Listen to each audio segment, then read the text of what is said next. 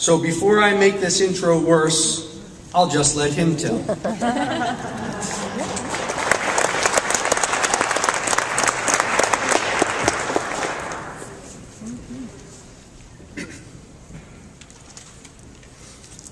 30 years ago, almost exactly on the same day as today, I snuck into the Grammy Awards at Radio City Music Hall and snuck on stage for the finale and sang with Michael Jackson and Whitney Houston.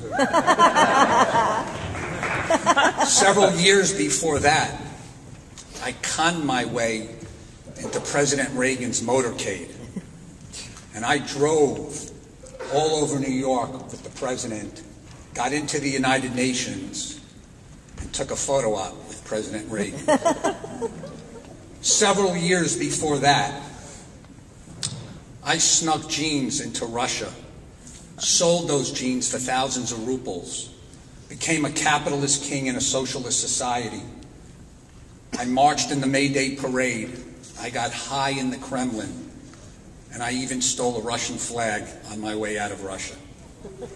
And everywhere I went, everybody patted me on the back and said, "You're amazing, you're amazing." But I wasn't amazing. There was a hole in my soul that I didn't know how to describe. And several years later, I met a man who would change my life forever. And he asked me a simple question: "Do you like yourself?" And I said, "I do." And he said, "Tell me why." And I said, "Well, I have a pretty girlfriend, I have a great apartment in New York City, I have great parents." And he said, "Craig, that's not a reason to like yourself." And he pointed across the street to a stranger and he said, "You see that stranger?" I said, "Yes." And he said, "What if I told you that stranger is you?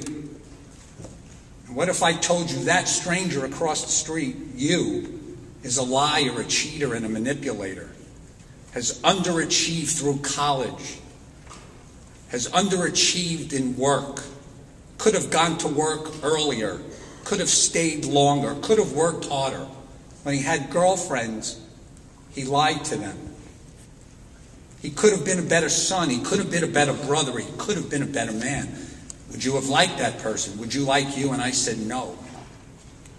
And I cried and I said, "What do I do?" And he said, "In order to build self-esteem, you have to do esteemable acts." And I said, "What do you mean?" And he said, "Every day that you show up on time and you're a man of honor and integrity and commitment, and you get to work early, you stay late, and you put in a full day. Every day you are honorable to people. You're a good son. You're a good man. You do charity for others. You will build your self-esteem." And as I started doing esteemable acts, I discovered something very important: that my life was defined by the choices that I make. And the choices that I make were influenced by the attitudes that I keep. I discovered that smart, sober attitudes would lead to wise choices. Unsober attitudes led to poor choices. What were unsober, poor choices? Attitudes, excuse me. I want what I want, and I want it now. More is better. I'll screw it up first, and I'll worry about the consequences later. And those were the attitudes that I used to live by that led to the many poor choices I made in life. But I discovered some very interesting attitudes. You never make anything better by making it worse. And when I discovered living by that attitude, it had ramifications beyond my wildest dreams. When my wife would yell at me, I didn't have to yell back. I could pause, be quiet.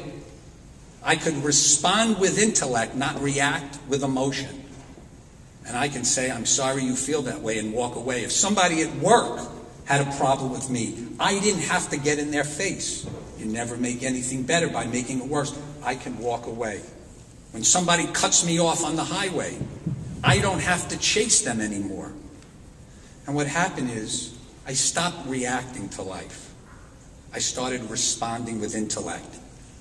You never make anything better by making it worse.